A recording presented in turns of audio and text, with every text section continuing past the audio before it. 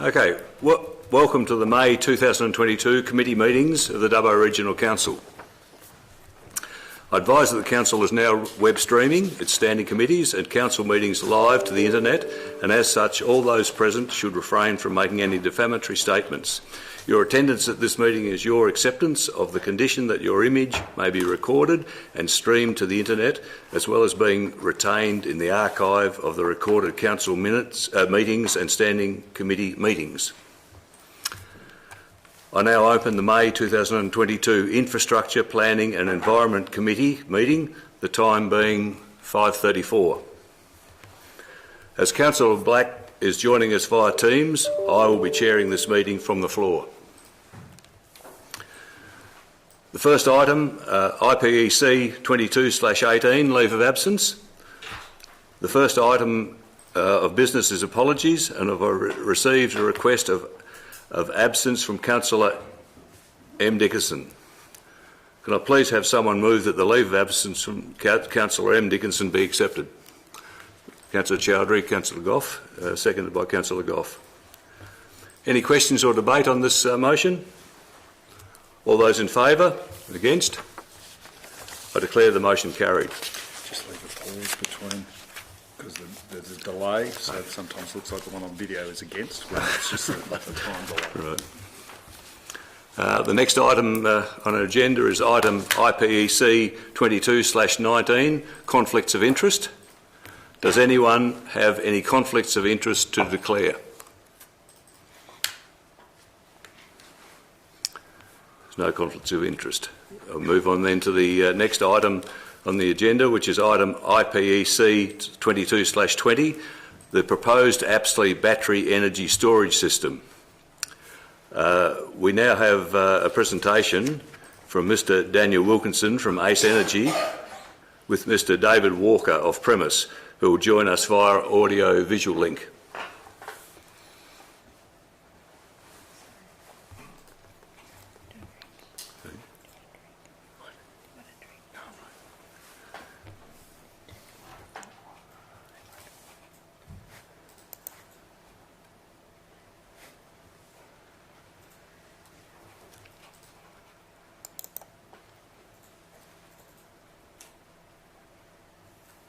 We just confirm that presenters can turn their cameras on and turn off mute.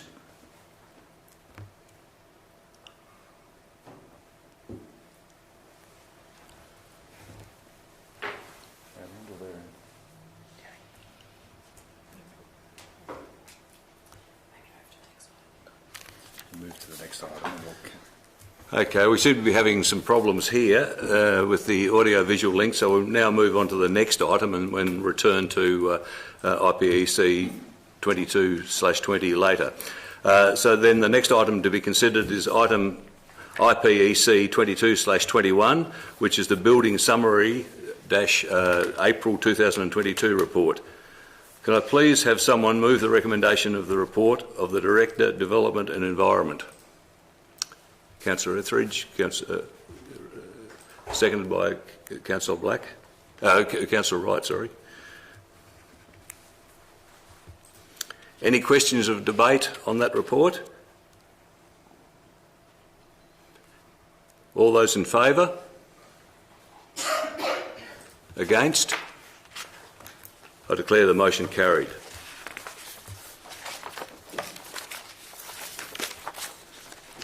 Just keep going. Yeah.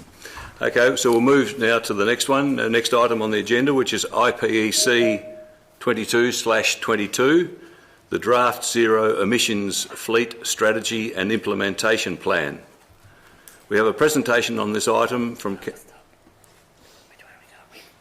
Sorry, Councillor Ivey, we do have connections, so we might move back to that original Can item. we just adjourn this item and revert to the previous one, which I'll remind you is the IPEC 22/20, which is the proposed Apsley battery energy storage system. We now have the presentation from Mr. Daniel Wilkinson from Ace Energy with Mr. David Warner of Premise, who are now hopefully joining us via audio-visual. Mr. Wilkinson?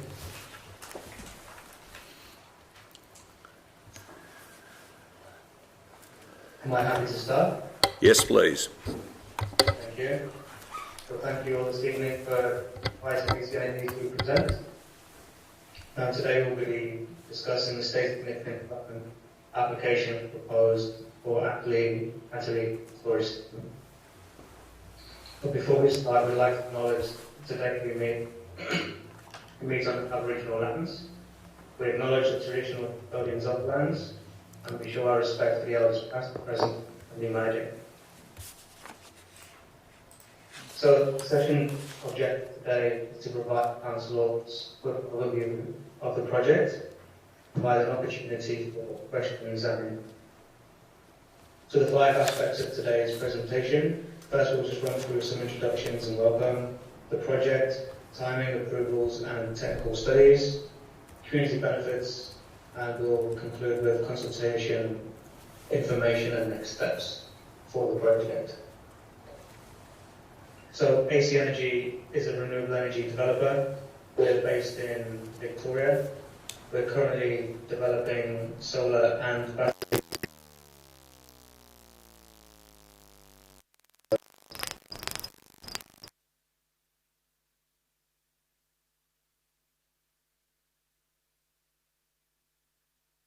Currently, I'm developing a pipeline of over 2 gigawatts worth of projects across Victoria and New South Wales. So what are we proposing at Apsley? Well, first of all, the project is located on the grounds of 9010 Mitchell Highway. The development requires around 6 hectares of land, which will accommodate batteries, switching station, and transformers, etc., to allow the connection to the existing 132 kV transmission lines. At the moment, we are preparing an environmental impact statement, which we're looking to submit to the state government at the end of this month. The intention is to commence construction in Q1 2024 and complete construction in Q2 2024, and then onwards will be commissioning of the project. Access to the site is directly from the Mitchell Highway, which will be a new access that is proposed. Like I said, the overhead transmission line connection to Transgrid's 132 power lines is just on the east of the project. It's roughly within 100 metres from the switching station. So the BESS will assist with grid stability by enabling power to be stored in off-peak times and reintroduced to the grid at peak times, as well as other ancillary services. And the batteries themselves are contained in what we can see is like a traditional shipping container. So if you look at the image on the bottom right hand side of the screen, just imagine inside is a battery system. Obviously, in order to connect the project, we require some inverters, transformers and other electrical equipment as well. So the site is a small site, contains around 6 hectares of land. If we look at the aerial image on the right hand side, we can see the sky blue area is the development area, the red area is the subject site, the land holding itself is the purple area, the yellow area is within a 500 radius of the site itself, and the green area is within 1 kilometre of the project. There's 3 different receivers within 1 kilometre. One is associated, which is with our current landowner, and 2 are non-associated receivers, and they're both to the north of the facility. One is across on the western side of the Mitchell Highway, the other is to the northeast of the Mitchell Highway. So the project timeline itself, in September 2021 we secured the land in terms of land lease, and in December to March, we ran through the scoping report. So we submitted the scoping report in January. The CEAs were issued in March, and the technical studies commenced. The Aboriginal Cultural Heritage Assessment consultation went underway. Now, in May, we're still continuing with the environmental studies, and we've done extensive community engagement as well, which is still ongoing. So at the end of this month, we're looking to complete the environmental studies, complete targeted consultation, and actually lodge the EIS to the state government. So just to run through some technical studies, you've got myself and our town planner from Premise, David Walker, on the line. If you have any questions, please at the end feel free to do so. So to provide a bit of context, the delivery of the EIS involves a range of assessments. Like I said, Aboriginal cultural heritage is one. Another is traffic impact. Obviously, this would, create new access directly from the Mitchell Highway. Biodiversity assessment, absolutely. Soil assessment, noise impact assessment, and others. And what we've realised are important contributions from community engagement. The most critical aspects at this stage to cover are firstly social impact.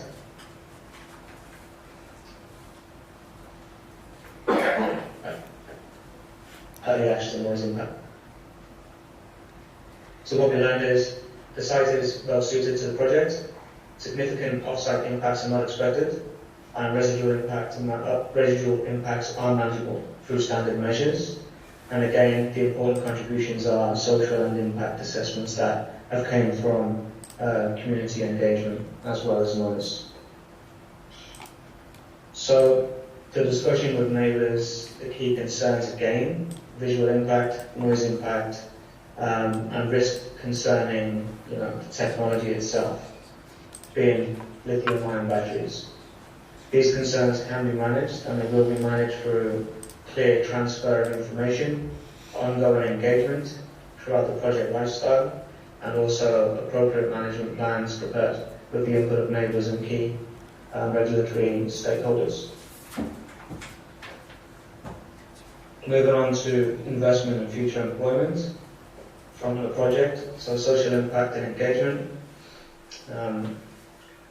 We've encouraged community members to fill out the online survey. The online survey being the project itself as a website.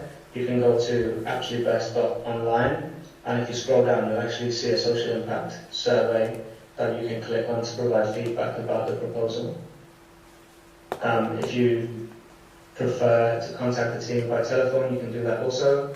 We do have a contact telephone number on the website as well, and an email address. So our goal is to have a workforce that resides in the local communities. The project will need the right people, obviously, with the right skills to deliver the project successfully.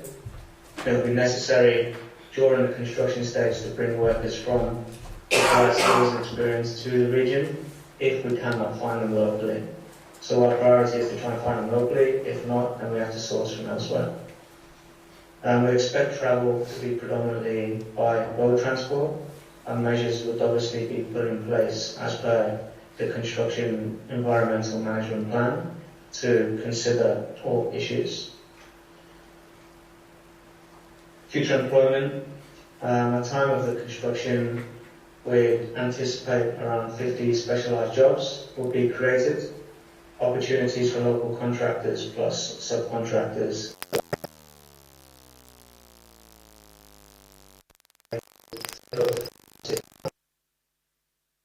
Realise the project size, which is 160 megawatt, 640 megawatt hours. So at this stage, it's a 4-hour storage capacity project.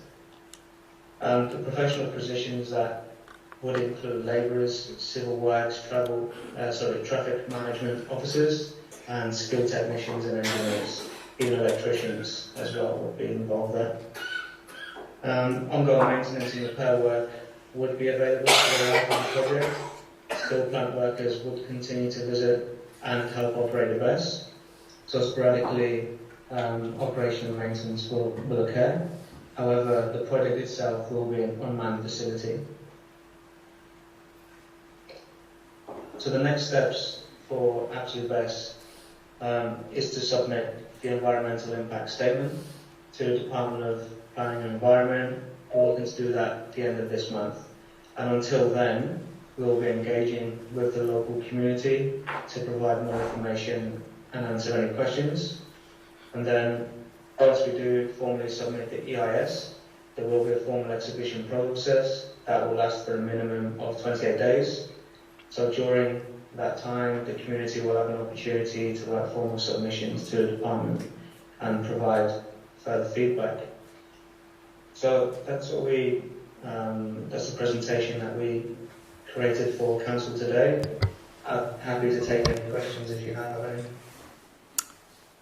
Thank you, Mr Wilkinson. Yes, councillors, any questions? No?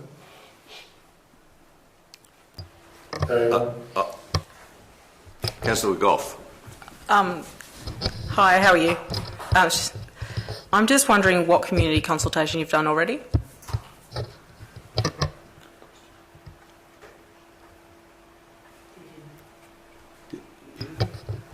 Everything's silence from my end. I'm not sure if you can hear me.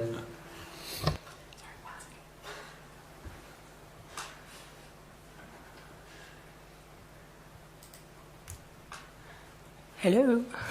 Councillor Goff. Thank you. Thank you, Councillor Ivey. I'm just wondering what community consultation you've done already.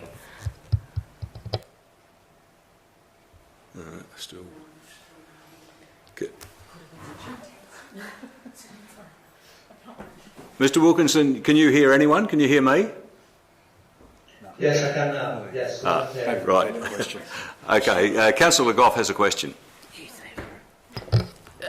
Can you hear me? Yes. Right, cheers.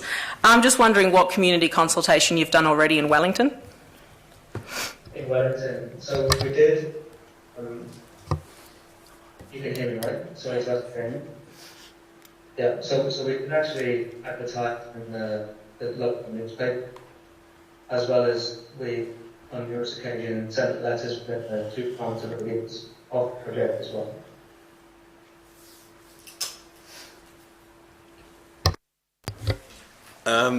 From the Chair, Mr Wilkinson, perhaps if I could just ask two questions. What's the comparative advantage of that site? There seem to be a lot of areas that would be suitable, but why particularly that area? And secondly, what community benefits do you see that will flow in the longer term? And in particular, are you, as your company, proposing to enter into a planning agreement with Council?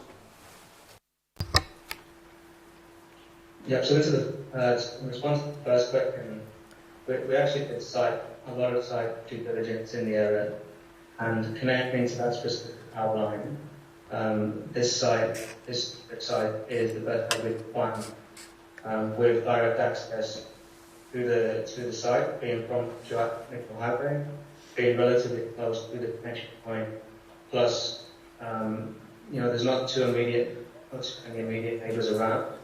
So in terms of the NOx assessment, we were able to pass in terms of compliance to all the other environmental studies. Once we actually collected the site, we realised that this is a suitable location for the project to be. And to answer the second question, ongoing community benefits. At the moment, we have a community benefit funding programme, which is put on our website. And we encourage local community groups to, go online, have a look at the different areas we are looking to invest in, and this is something we'll be happy to carry through for the future. Thank you very much. Any other questions, councillors? In that case, thank you very much, Mr Wilkinson. That's most informative. Thank you. Thank you.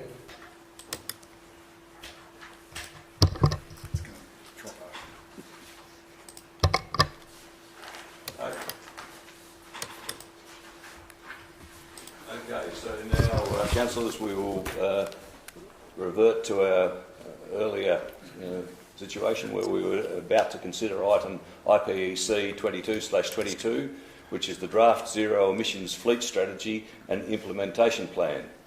We have a presentation on this item from Councillors Manager, Resource Recovery and Efficiency, Mr Wisniewski.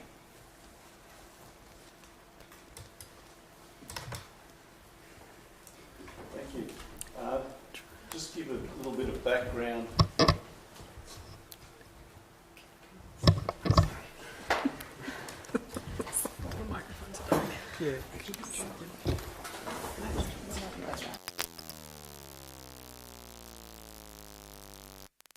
Is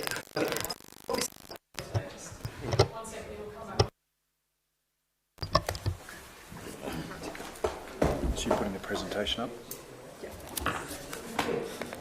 Sorry, Councillor, just having microphone technical difficulties. Just wait there, mate. You're going to get it up. Just want to talk about the draft zero emissions fleet strategy and implementation plan that's been developed by Council. Just a little bit of background around Council's greenhouse gas emissions. Our emissions from the fleet make up 12% of Council's total greenhouse gas emissions. There's approximately a little bit over 70% is electricity consumption through our buildings, and another 15% is consumed through the street lighting network. Now, the strategy is designed to support and guide Council in reducing its greenhouse gas emissions from the fleet and its fleet operations. So, what's a zero emissions fleet? Well, at the moment your options are either battery electric vehicles or a hydrogen fuel cell electric vehicle, and both of those options would only be zero emissions if the actual fuel source for them, the electricity supplied to them, comes from renewable resources. With the hydrogen, again, if the hydrogen is generated in a sustainable manner, again from renewable sources like solar or wind. So again, as I said, those vehicles are zero greenhouse emissions, but only if the source supplying them is a zero emission source. During the transition to a zero emissions fleet, the other option will be hybrid vehicles. So there are hybrid electric vehicles on the market now. Relatively, you'll see them out on the roads quite commonly, or plug-in hybrid electric vehicles. So they're part of the transition as we move to actual full-on zero emission vehicles. Zero emissions vehicle charging will increase Council's consumption of electricity. And as I mentioned, there's emissions associated with that. But Council also has in place a 50% renewable energy target to source our electricity supply from renewable sources, and that's by 2025. And things contributing to that are installations of solar and also looking exactly where we purchase the electricity from.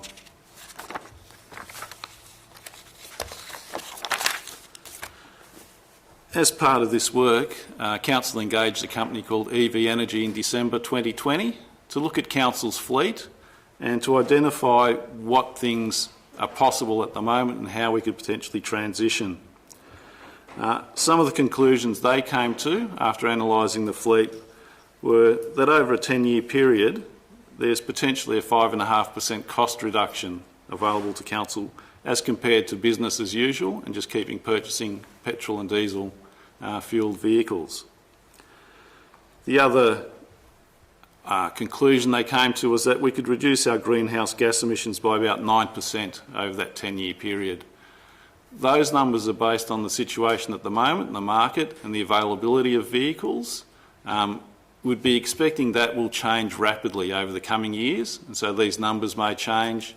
The rapidity with which Council transitions to zero emissions vehicles may speed up as more vehicles become available on the market and technologies develop. The other reason why Council may want to play in this space is to be seen as a leader to the community and a leader amongst other local governments as well in making this transition. Now, as I mentioned earlier, the document is a live sort of document, so while it's a snapshot right at this point in time, it's going to evolve as the market changes, as federal, state government policies change, vehicle technologies improve, availability improves, costs reduce as they become more mass produced. The actual plan needs to keep evolving and taking note of all of that because one of the triggers within the plan for swapping the vehicles over is the total cost of ownership. So we're looking at a whole range of factors to determine when's the best time to actually swap an existing traditional vehicle for an electric vehicle. And the other thing to take into consideration in the future is that as the market changes, the petrol diesel powered vehicles may actually become the odd ones out. and there may be cost penalties associated with keeping on using those types of vehicles into the future. And the other opportunity for council at the moment is that there are incentives for early adopters.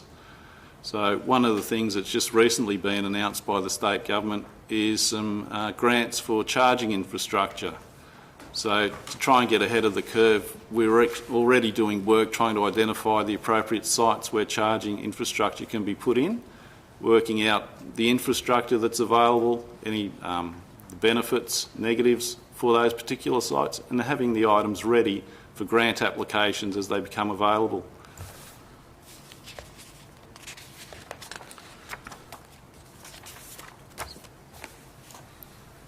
So, as I mentioned, this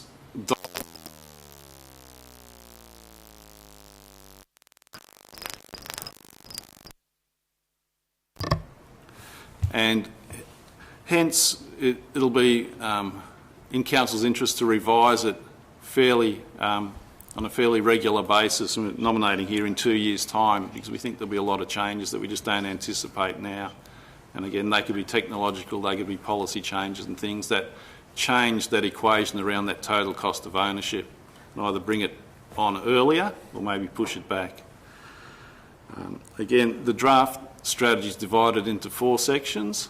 The first section focuses on light vehicles, the second section on the heavy vehicles, and the heavy vehicles are actually the major fuel consumer within council's fleet at the moment, and they probably provide the biggest difficulty or a lack of options right at this moment as to what you can replace them with that's either hybrid or electric.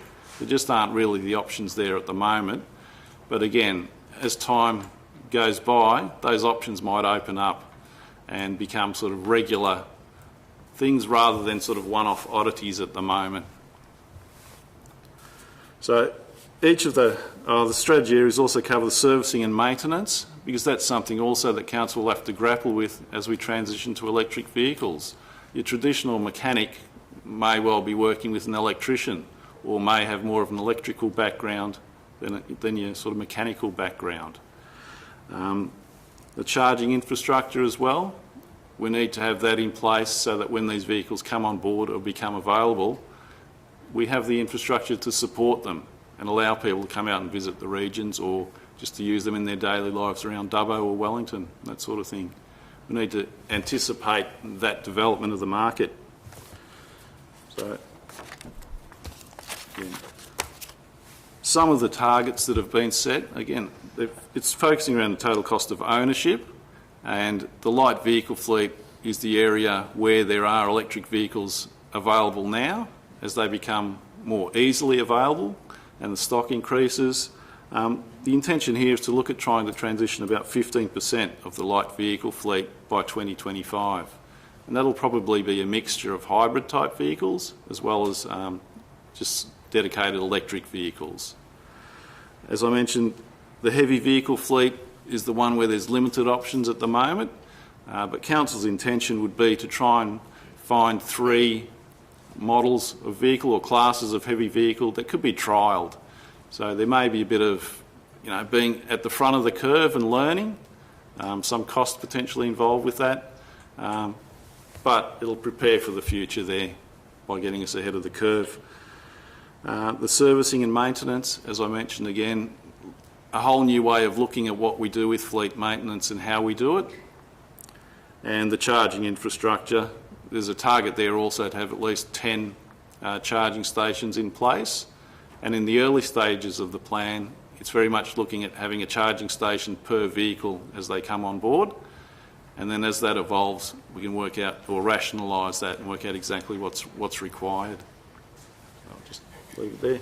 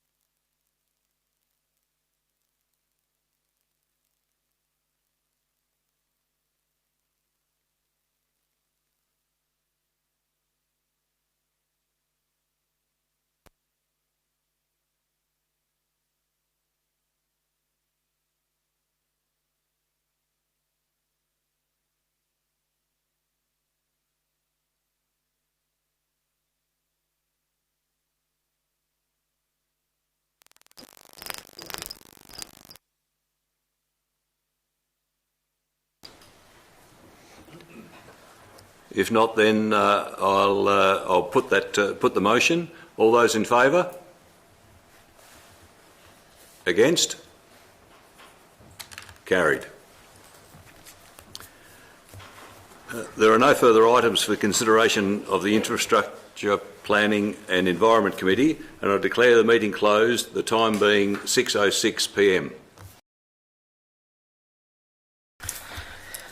I now open the May 2022 Culture and Community Committee meeting. Item CCC 22/16, leave of absence. And the first item of business is an apology. I've received a request of absence for Councillor Matthew Dickerson. Can I please have someone move the leave of absence for Councillor Matthew Dickerson? Councillor Etheridge, second by Councillor Ivey. Any questions or debate? All those in favour? All those against? I declare the motion carried. Item CCC 22/17, conflicts of interest. Does anyone have any conflicts of interest to declare? Nope. Moving on. Item CCC 22/18, the Wellington Museum Facility Review. Can I please have someone move the recommendation of the report of the Manager of Regional Experiences? Moved by Councillor Ivey, seconded by Councillor Etheridge. Any questions or debate? Councillor Ivey. I'd just like to congratulate the staff on that report. I thought it was very informative. It was very clear in its presentation, and I thought it did provide a very good grounding for councillors really to start to ask questions and start to understand what's what. It didn't provide answers. It provided it outlined the issues, and they are complex issues where you've got a very good and very worthwhile collection of items, but they need to be housed. It's expensive. They need to be looked after and preserved, and to do that, given the constraints that the council has in terms of buildings, in terms of finance, in terms of staff, in terms of resources, that's a complex issue, and it will take some working through. But I do believe that report provides a really good basis on which to do that, to establish the groundwork for a working group. Thank you. Thank you, Councillor Ivey. Any more discussions or debate? All those in favour? Oh, sorry, Councillor Wright.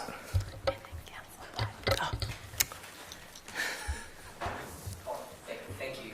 Just a question through the chair, just with respect to item 4 of the recommendation, which was regarding the disposal of the property at the corner of Warren and Percy Street. I guess there may be some people in the community that might have a question about how that might look, and maybe you could explain some indicative timelines, maybe how that might even work, so we can get a bit of clarity for some members of the public.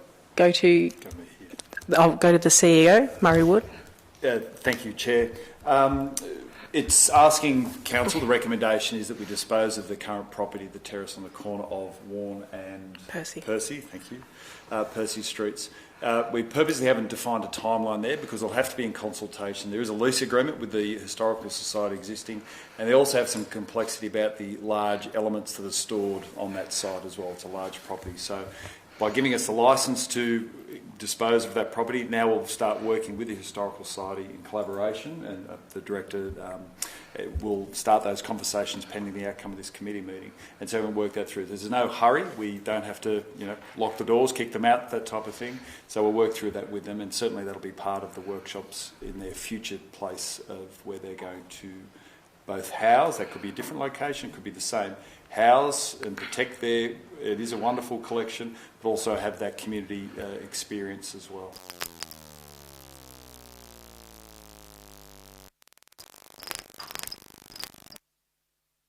Councillor Black.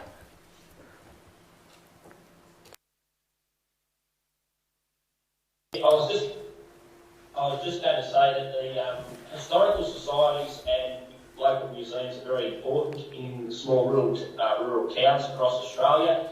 Council wants to support the Wellington Historical Society and Museum. This is a great way forward that we can continue to do that in a financially responsible way, and also keep this history in the town. Thank you.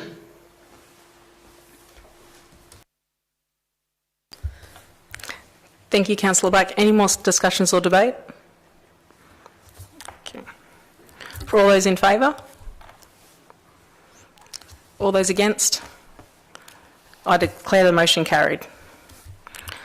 Okay, moving on to item CCC 22/19, Alcohol and Other Drug Rehabilitation Facility. Can I please have someone move the recommendation of the report of the Director of Livability? Councillor Wells, second by Councillor Chowdhury. Any questions or debate? Councillor Wells.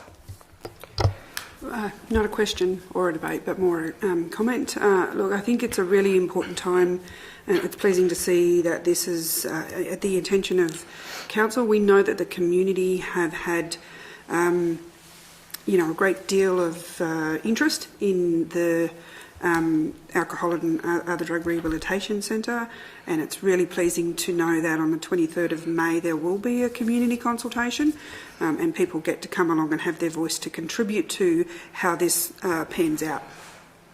Thank you. Thank you, Councillor Wells. Any other questions or debate? Councillor Black. Thank you, Madam Chair. Without being too overly dramatic, people's lives really are depending on this AAD rehab centre getting up and running, and we're going to have a drug court opening within a month or two. Having a drug court without a rehab centre is a bit like having a steak sandwich without the steak. So we really do need the state government to come on board and really progress this quickly so that we can get a site turned, get the building operational and make a real impact in the community and in people's lives. Thank you. Thank you, Councillor Black. Just opening up to CEO Murray Wood. I should be so lucky. So, Council, I think it's also worth pointing out that whilst Bungle Gumby, the council owns land that is zoned for future residential, was an original proposal back in 2018 for a site. It has rapidly accelerated in terms of interest in urban development on the western urban expansion areas of Dubbo. So it is even accelerated within the last 6 months. So that's why it's not appropriate for council, and that's why the report says that staff have actually withdrawn that in discussions with health, because it is very likely to be in the suburbs much more quickly than anyone anticipated 6 months ago, let alone in 2018. So that's why that decision is in front of councillors tonight. Thank you. Any more questions or debate? Okay. For all those in favour? All those against? I declare the motion carried.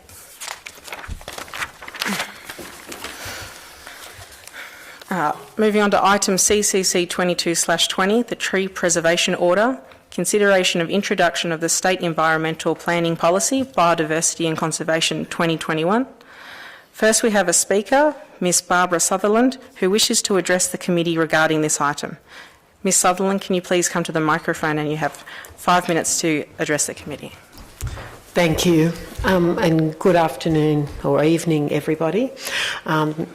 Those who don't know, my name's Barbara Sutherland, and I'm one of the administrators of SOS, the Facebook page SOS Trees.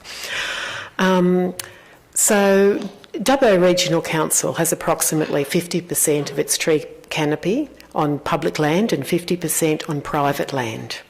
For the first time since 1995, Dubbo Regional Council is considering steps towards a strategic approach to the management of our urban forest. An urban forest policy will be developed with community consultation, and we have a public spaces tree committee. These are very positive moves. How does Dubbo Regional Council Tree Protection Order presently compare with other LGAs? There are approximately 138 LGAs in New South Wales, and at the moment Dubbo Regional Council has the least protection of its tree canopy when compared with any other large regional centre. We are arguably the hottest, driest large regional centre in New South Wales. Let's be clear on this. All metropolitan and all large LGAs have policies to manage and regulate trees on public and private land. In Western Sydney, poor planning has resulted in heat refuges having to be provided.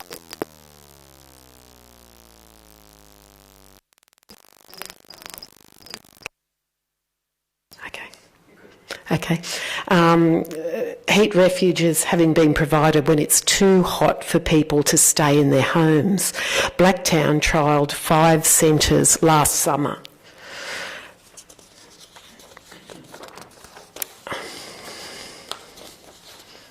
Sorry. Heat waves kill more people in Australia than any other natural disaster. Our present tree canopy is 15%. Currently, perhaps best practice is Melbourne City Council, who have identified a tree canopy target of 40% tree canopy by 2040. The City of Sydney had 15% canopy in 2012 when they implemented an urban forest strategy, and will have 23% by 2030 and 40% by 2050. These 2 cities are the most urbanised cities in Australia. And that's, how much canopy they're managing. So back to those 2 options. Option 1 adopts a SEP, and that's that would only manage, as I understand it, a handful of trees that are on the significant tree register. In other words, it's back to 1995 with the addition of the SEP. Option 2, how does Dubbo Regional Council define a lower entry point for private tree management? What does this option actually mean? Again, the SEP is a positive move and should be applauded. The last, when we're talking about the tree canopy, we can't do it without a street tree planting budget. The last council, after the implementation of the street tree master plan, the community had to wait 5 years for a budget for planting trees. Last year, there was a budget, $682,000, a very generous budget, that at the end of the last council was reduced. And now the question is, what's happened to our tree planting budget? Orange Council this year has a budget of $525,000, and 80% of houses in Orange have a street tree. Armidale Regional Council plant 300 trees a year in their parks and streets. In conclusion, we need a tree preservation order to manage all our tree canopy in public and private spaces, and have a strategic plan to identify how much tree canopy we're aiming for, how we'll get there, and finally, when we'll get there. We cannot get there without an adequate annual tree planting budget. Thank you. Thank you, Ms Sutherland. Can I please have someone move the recommendations of the report of the Manager, Recreation and Open Space? Councillor Mann, and seconded by Councillor Chowdhury. Any questions or debate? Councillor Black. Thank you, Madam Chair. Thank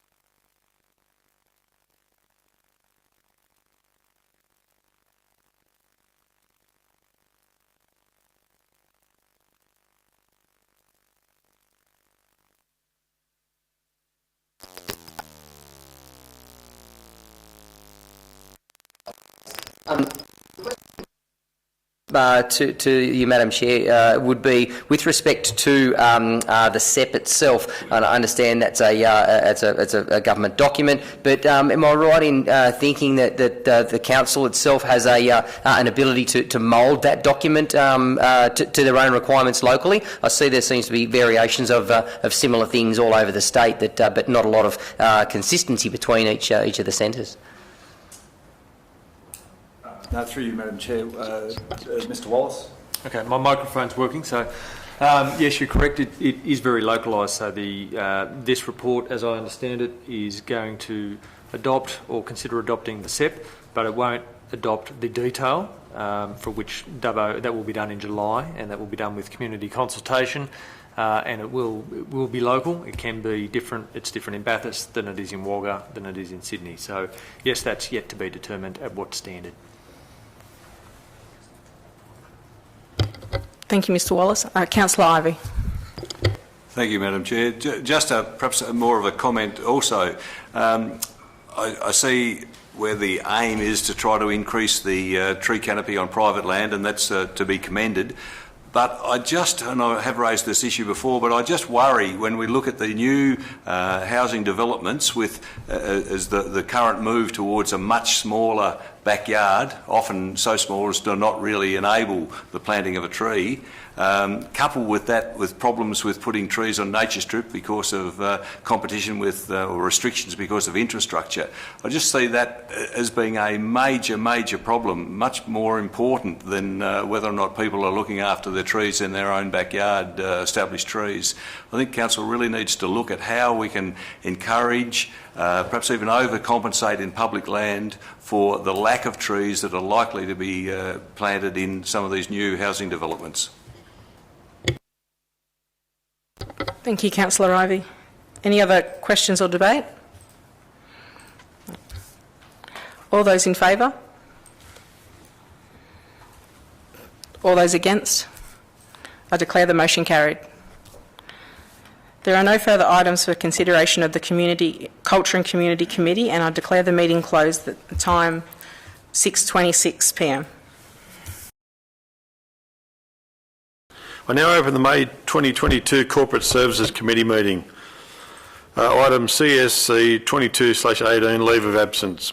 The first item of business is apologies, and I have received a request of absence from Councillor M. Dickerson. Can I please have someone move the leave of absence from Councillor M. Dickerson be accepted? Okay, thanks, Councillor Wells. Seconded, Councillor Etheridge. Any questions or debate? All those in favour? Against? Carried. Yeah, just for anyone that might be interested, Council has decided tonight that we would wear, or some of us would wear our football jerseys in support of the upcoming rugby league promotion here in Dubbo. The good colours are up the front here. I'm not sure about the rest of them, but that's okay. My friend Mr Watts over there, another believer. Item CSC 22/19, conflicts of interest. Does anyone have any conflicts of interest to declare? I know no declarations. Item CSC 22/20, results of the public exhibition of council policy, repayment of expenses and provision of facilities for the Mayor and councillors. Can I please have someone move the recommendation of the report to the Executive Manager, Governance and Internal Control? Thanks, Councillor Ivey. Seconded, Councillor Etheridge. Any questions or debate? Okay, all those in favour? Against? Carried. Item CSC 22/21, results of public exhibition, draft terms of reference of community committees. I believe we have an alternative motion from Councillor Shibli Chowdhury. Yep. Thank you, Mr. Chair. I would like to bring some alternative motion that the terms of reference as attached as appendix to this report be adopted, including the Aquatics Working Party, that the expression of interest process for determining community and/or industry representation to the committees as outlined in the terms of reference commence as soon as possible, practicable, that councillor representation for the committees be determined at the May ordinary council meeting. Thank you.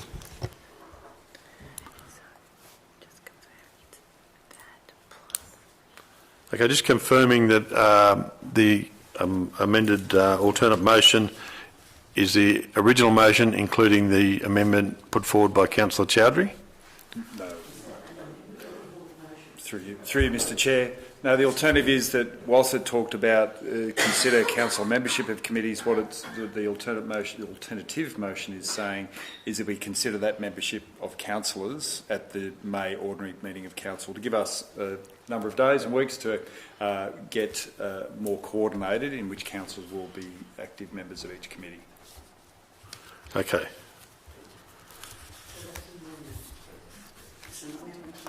It's an amendment to the motion. No, it's through your chair. It's an alternative motion. So the one that's printed is null and void, and this is the alternative motion now before councillors.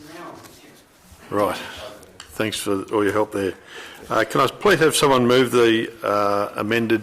No, just the motion just now. Just the motion? Just the motion. Councillor Chowdhury, thank you. Councillor Gough, thank you. Any questions or debate? I'll just put a comment. I think these committees are really, the current council is really focused on bring this community, bring to more consultation, different things in the council, with the council things, and I think this committee will be fantastic, and we can hear the voice of the community, and then we can, as a councillor, we can deliver, and with council we can deliver this project and things here. Thank you. Thanks, Councillor Chowdhury. Any other questions, debates or comments? Councillor Wright. Again, just a comment with regards to the level of community input, actually, and feedback from the communities that have been on, the committees that have been put on display. It's really pleasing to see that the community has such an interest in being involved in these in these committees themselves. So, yeah, well done to all those who were willing to come forward with suggestions, and I see some of those changes have actually and suggestions have been implemented as well. So, well done. Any further questions or debate? Councillor Black. Thank you, Mr. Chair. Good amendment from Councillor Chowdhury there with the Aquatics Working Party. If we're serious about getting a 50-metre indoor heating facility at Dubbo, then there's no better way to do it for a community committee that's meeting regularly and agitated that way.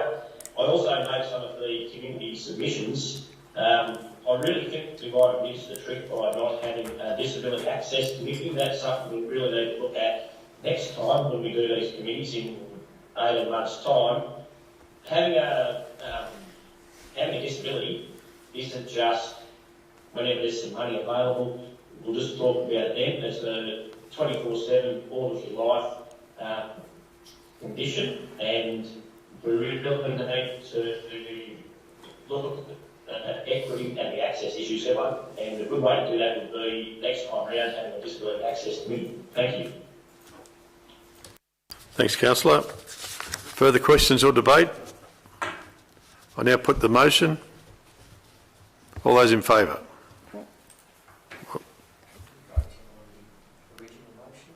The alternative one is the motion. The alternative motion is the motion. Sorry. All those in favour? Against? I declare the motion carried.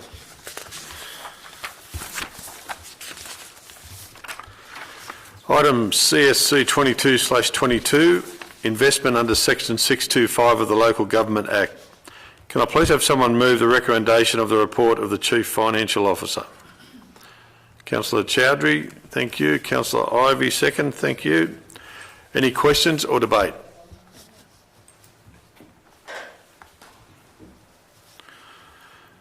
Okay, all those in favour?